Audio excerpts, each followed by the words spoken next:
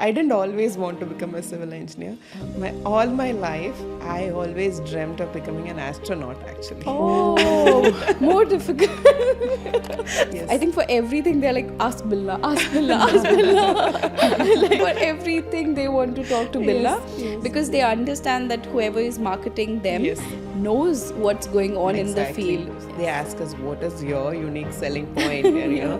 And I tell them, I have a very strong marketing team and I come with a very strong concession background, and when I mix them together, it's the best combination that we can give you. Yeah. Right? So I love that I'm able to help small businesses Yes. market themselves and Yes. build them as a brand. Yes. But now currently, this is what you enjoy. yeah, I love digital marketing, so I think this is what I want to do. Maybe next I'll be painting something. So I don't Very know. nice. You're already doing.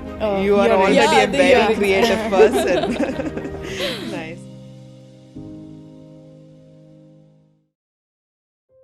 I think one question that a lot of people want to ask to Bilna is, how did you got into that transition? Like, when did you decide that I want to leave my job and I want to start something of my own? Like, what does it need to get that courage to start two agencies and a club and do it all? So what is your story? We would love to know. I was one person who was completely focused on my career. Entrepreneurship was not something I really thought I wanted to get into. I mean, maybe it was there in the subconscious mind, but I never express that. Like, I took a career break. Even at that time, I did some side hustles, but that was just to keep myself engaged. But I never had a dream of growing a huge business or anything. And after my career break and got back to work, I was focusing on growing my career. So I wanted to go to the next. So I'm a civil engineer, like you guys Yes. know, right? And I wanted to become a chartered surveyor. So I went to a course. I was taking a course to become the chartered surveyor. So the first class I attended was called business planning. The subject was business planning. So they were like, who in the room wants to become an entrepreneur? I mean, I didn't know why. I was like raising my hands from the back seat. So sir asked me, okay, what business do you want to start? I was like, I have no clue. But I want to become. But that just came impromptu. I mean, it didn't come with a plan. But that day when he asked that question, it was a moment that seed was That's planted. an icebreaker for you. You know, yeah. That was when I realized, okay, I think I want to do something. But I didn't know again what. So I just answered him at that time, like, I want to start something that will help other women. That's the only thing which I said, but I didn't know what it was. But then few years down the lane, I was focusing on my career. I was learning about marketing a bit. I used to post a lot on Instagram. Yeah. More like I mom was a follower influencer. of yours. My husband was a follower of her. Yeah, she was very famous. I She used to is just very famous. blog, you know, like my daily experiences Yeah. as a mom, so I used to get a lot of followers, and in that there were a lot of small business women. So I would say they are the ones who actually inspired, because they were asking a lot of questions on how do I grow my Instagram, how do I sell through my Instagram. So I was just randomly putting up the tips on Instagram. Then people were like, why don't you start a course? Why don't you start? And then I was like, okay, maybe I could do something. And it was that's how we started the Homepreneurs Club. And that was while I was working full time.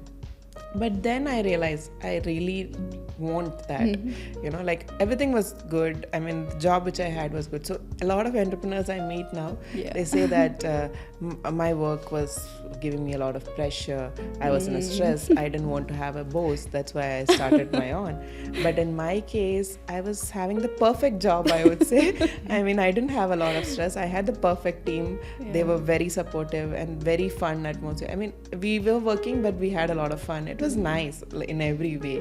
It was more because I really wanted to become an entrepreneur. It was not an escape from my day-to-day. It was more of like, I wanted to do more. That was what I wanted. And for me, one thing I want was, like, I am a person who, you already know that, who has that thing for structured business. I want to keep the business structured. Yeah. So I wanted a place where I could experiment my own structure, which I might not be able to do in another business. Right? So maybe that's something. And I was always like, I was working as a commercial manager. Yeah. So I was always seeing the numbers and revenue side, right? So I wanted to help, like I've seen the smaller businesses, they don't have the structure, they don't have that proper way of getting that revenue in the business. So even if it's a Homepreneurs Club side, or even if it's our marketing agency side, I want to see that numbers grow for other businesses, and I want to become a reason for it. So probably that's when we went into both the models that way. I think that's what our customers love about our agency, is that we always talk to them, how much did you earn? Yes. And not like what's the revenue? And not like how many followers did you gain? What is the engagement? Of course, that's an important part. But at the end of the day, they'll be like, you cannot go to a shop and give your followers and buy your bread, right? Exactly. So we focus on, how much revenue did you make at the end of the day, and they love it. Like, when we talk in numbers, which I don't think so a lot of other agencies are able to do it. So they feel like, okay, they are focusing on, increasing our revenue. Exactly. And that's something is nice with them. That is what I love, seeing that numbers with an AED or USD on the left side of it. Actually AED and USD. She's very specific. Because that's the kind of customers we work with. So I see that AED and USD on the left side of it, and I kind of like that. Because that's what I've been used to doing all my life, in my corporate life also. Every month we have the P&Ls and the meetings, and that excites me. Engineering, you're civil engineer, right? Yes. So I was just curious, what inspired you to take up civil engineering? It's a male-dominated industry, to what I know. Yes. I would never even think of engineering ever. So to give you a background story, I didn't always want to become a civil engineer. All my life, in my school life, I would say, till my grade 10, I always dreamt of becoming an astronaut, actually. Oh, more difficult. So in the college, not in college, in school, in grade 10, we had a career counselor who come to our school. So they were saying they asked the students, so I stood up and said, I want to become an astronaut. And one of the guys, he was telling me after so many years when he met, what, we used to call you Kalpana Chawla. Oh my God. Because you said that astronaut. So, but that was so much in me, right? Grade 5 to grade 10, ours was a small school, we just had 2 divisions for each year. There I used to always be the topper every year. Okay, so I used to be okay, I'm the topper, always. But what happened in grade 10 was, I didn't become the topper in the final exam. And in fact, I think it was a 4th or 5th, something like that. But what had happened was everybody, teachers and myself, everybody believes that something was wrong with the evaluation. Something had happened, because I got the same marks as the student who was sitting just in front of me for 3 of the subjects, where we were actually expecting me to get the highest. That was one of the times as a student I felt really low, embarrassing situation, because you feel why is it I lost it? Everybody's expecting you to get the highest. People were thinking you would get the topper in Bahrain and all those things, and then suddenly even teachers were upset. They were like, oh my God, why did this happen? And so that was a moment I went really down. As a student, that age, right, which is 15 years old, right? And I went to India for my higher studies. And when I went to school, sometime I was depressed. Then I decided I'm going to enjoy my life. Done. I have done all the studies and stuff now, and I didn't get the results. So why do I have to worry so much? So that's coming out. So 11th and 12th I enjoyed so much. I was not so much into studies, and even in college, luckily I got into a government college after the entrance. So at that time when you're choosing, right, again it was I wanted to go and work in Bahrain. So at that time what I was thinking was, okay, construction is booming, and that is something always that people there's always construction going on, right? Yes. At that time everybody were opting for electronics, or computer science was the toughest one to get at that time. So for me, I was thinking, no, I just want something different, but it was not so much of I want construction thing. And then, but I had a lot of people tell me, don't do it. That was probably what inspired me then. You know?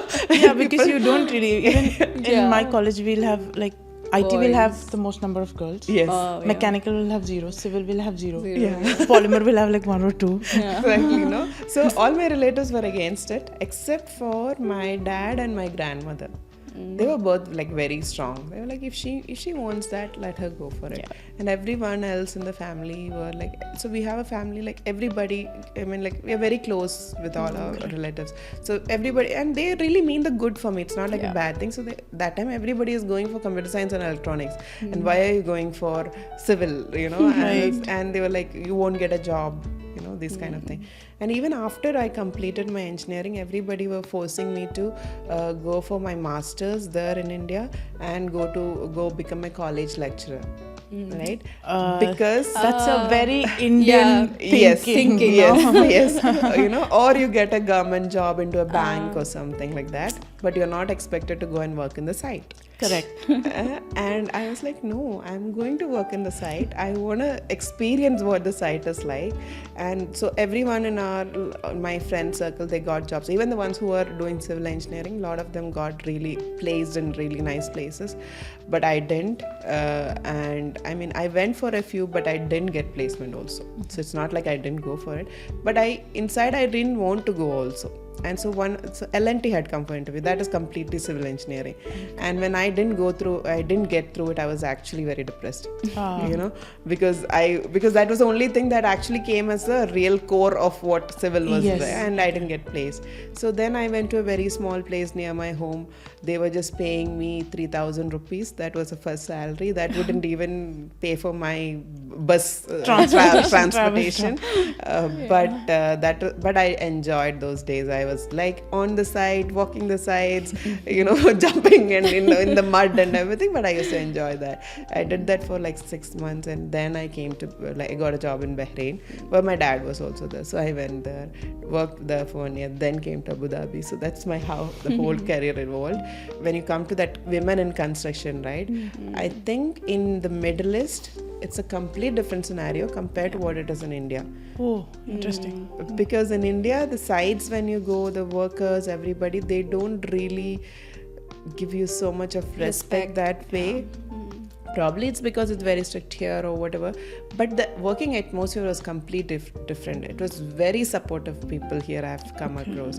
So both my pregnancies, I was in construction. I have even walked the sites, you know, sometimes, you know, with the hard hat. But that's only because I had really good colleagues and really good supportive atmosphere. It was not, I'd never felt it was dangerous. The safety things, even the safety part, right? All the HSC regulations here are strict, so everybody follows the safety, and so that's a complete. So if anybody listening, like if you're a woman in construction, if you want to be having a career here, this is the best place for women to go into construction. I would say, you know, UAE has that very nice supportive ecosystem. Maybe not all companies, but at least the A-grade companies, if you are going to get into it, just get into that, go for it, you know, and then you will really enjoy that work. And I think with the Built Market Lab also, when you tell them about yourself, I have seen clients giving you that much of respect. And I think for everything they're like, ask Bilna, ask Bilna, ask Bilna. Like, you know, okay, like for everything they want to talk to Bilna, because they understand that whoever is marketing them knows what's going on in the field. So yeah, that's that's so very all our important. clients in Built Market Lab are from the construction industry, and they know that I've been through that. I have worked on the contracting side, developer side, so everything. So that mix of that perspective. And whenever a client comes to us for marketing, if they are into construction, they ask us, what is your unique selling point? And you know, and I tell them I have a very strong marketing team, and I come with a very strong construction background, and when I mix them together, it's the best combination that we can give you. You know, so that's what we do. The trust comes from that fact that she knows what goes into construction. So how is the construction industry in Middle East with women? How do they accept? Do they what? So like I said, no, my experience in India was very not so good in the sides, but when I come to construction here, the industry, everything is like perfect. I would say the best option which Okay. I have had compared to what I had there. Like you get a lot. So the meetings and all, like the progress meetings, I have seen a lot of fire and people shouting at each other. But you have a woman in the room. Even after shouting, they say, sorry, it was not meant for you. So that's what I've seen. So that respect is always there. That respect for women. So this is always my experience, has always been. Now that being said, there were times, because there are not a lot of women, right? And a lot of our projects, what happens is there's a site office. Right? So sometimes what happens is there's no toilet for women in some of the site offices because they didn't expect that a woman would be there. So that I have had to fight for it a few times. Fight in the sense I have to actually make my voice heard. Say, we need to have a space for women, even if it's one person visiting once in a while, but she needs to go to toilet, right? You can't tell them to go to the men's washroom. So these things we have had to fight it out. That was more because they were not aware, or probably when they planned it out they didn't. So after I spoke about it, they did make a change. It was more because they didn't have that perspective. So I think those things are changing because more and more women are coming to the sites and working in the sites. But I think if you're a woman in concession, what you need to do is you have to be expressive. You don't have to be scared saying that, okay, there's no washroom, I have to just sit and hold till evening. No, that doesn't work, right? You have to actually tell it's your requirement and it's your right. You have to tell people that, okay, I need a washroom in the site. So I think that's something you have to. I think Dubai in general, it's the best place for women. Any career, right? Yeah, Yes. any career, any place, even if you're not working, it's the best place. And I think now I'm so scared to go to any other country or any other place that even with my child. Because that convenience here. Yeah, convenience and safety. I think it's. I come from Delhi. Okay, I got it. So that safety factor you feel here, right? So it's the most not to go to place, but touch wood, I've never faced anything bad there also. But coming to Dubai, I think it's the best place to stay here. So yeah, Very Habibi, come to Dubai is the best perfect tagline statement. here, right? Yeah. And for every woman, I think that is the reason I could really go ahead. The same business, if I had started in India, I would have had a lot of people questioning me. Yeah. A lot of people like, I cannot go out at the night. It's not safe. I'll have to take someone along. So right now sometimes we have events up to 10 o'clock, 10:30, 11. I still drive home alone. There's no, we don't even have a second thought, right? Because we know we are taken care of. They would not also value you, I think. Exactly. Because you're a woman. Yes.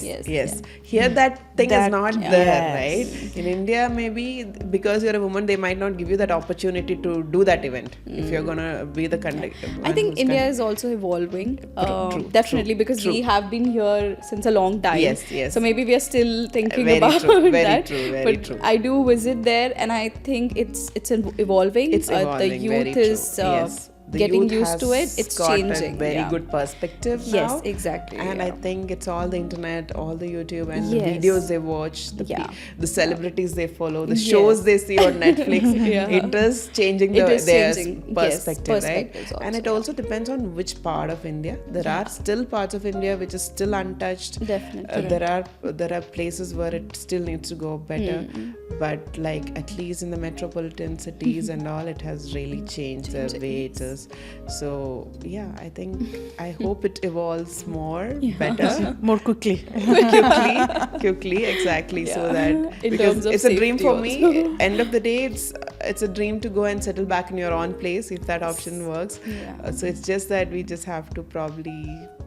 We have to wait for and some wait time. and So see. I have a few friends who actually went back from here to India, and initially it was a struggle, but now they have got used to it. They have started, and they're still running their own business also. Yeah. Okay. So it is not like it's not doable, and probably.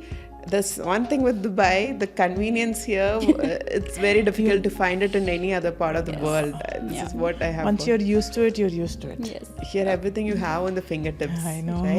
I know. Don't tell me. Everything, even a petrol pump. Yeah, kafu and Yeah. everything, so you don't, everything is at Everything is now.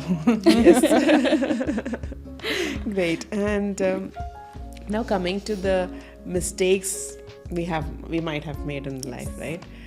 Any regrets, or do you want to share any mistakes you made and you learned from it? Is that something like that you want to share? Okay, in life I've really not been in an office atmosphere for a long time, I think.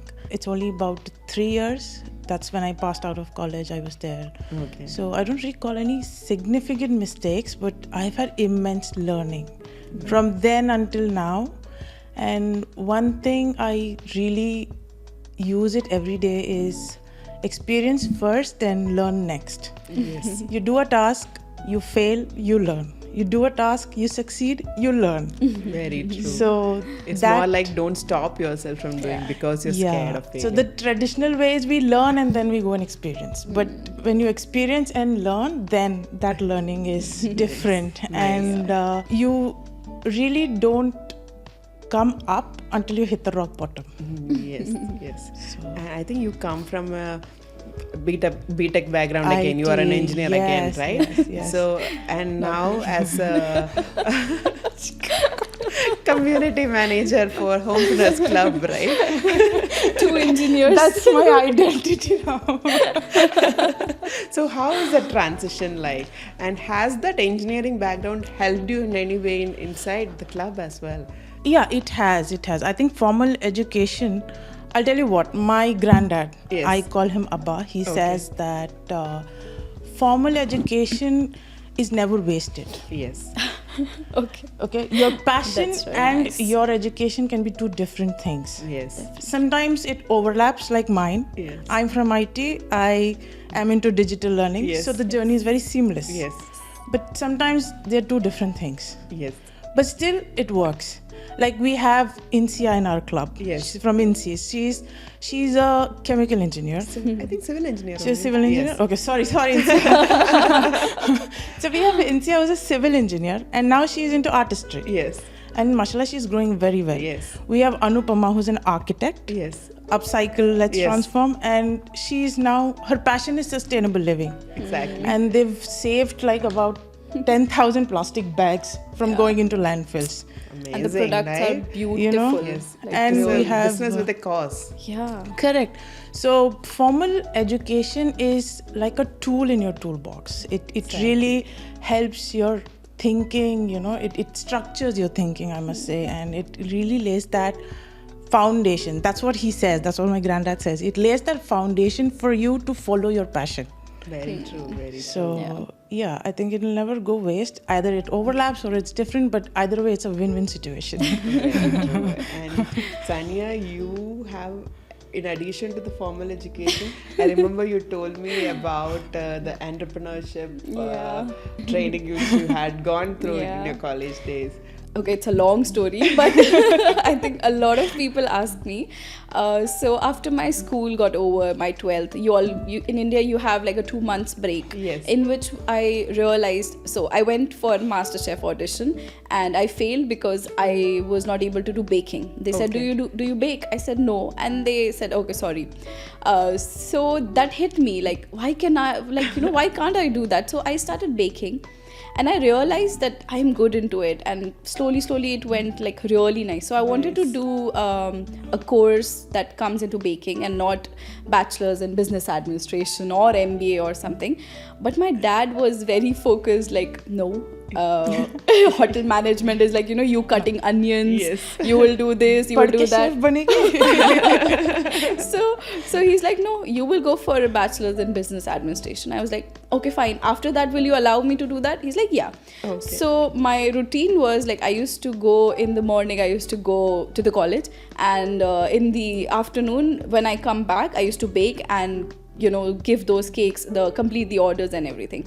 After my bachelor's was done, and then I told my dad, okay, now can I do it? He's like, just do MBA and then you can maybe do it. So while doing my MBA, I got so many opportunities to get into some entrepreneurship programs that was offered by the government of India, and I learned so much from them, and I'm so happy that I was a part of it.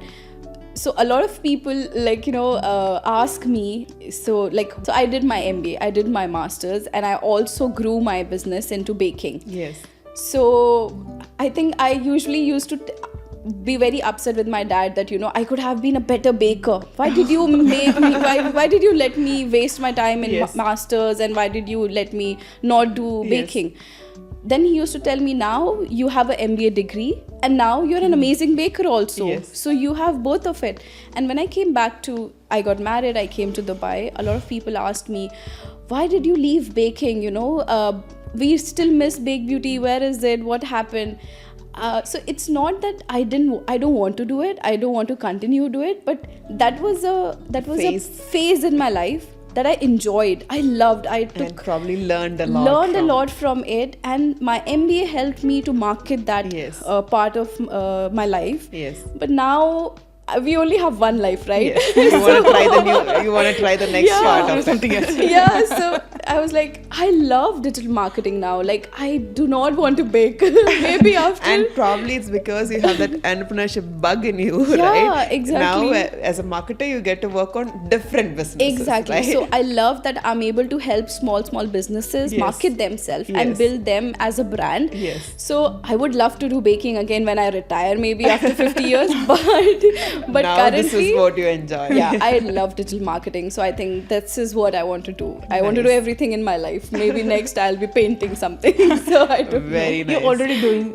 You are already a very creative person. Nice. Yeah. So to wind up the whole session, right? Yeah. What's your one last advice to women in general? Anjum first. Self-investment in self-learning. You have to keep on learning, and it's an act of self-love. Learning is an act of self-love. Act of self-love. Learning is an act of self-love. Yeah. So that's when you get that, and it can only happen when you believe in yourself. Yes. You believe in your power and your passion and everything. So yeah, that's what. What do you think is I think I agree with Anjum, and also I would say that do not stop experimenting yourself. You will fail. You'll fail a lot of time, but that's okay.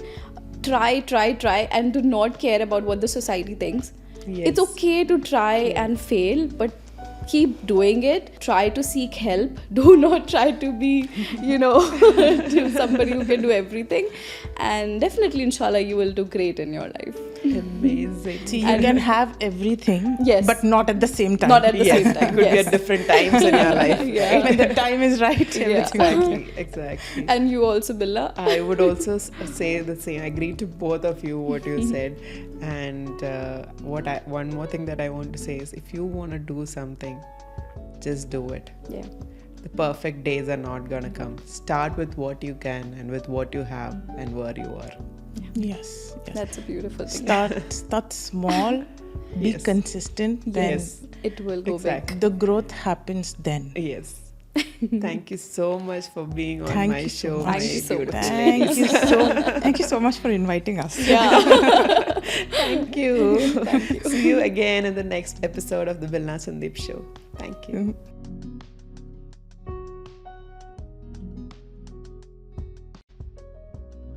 Bilna, when you're calling us next?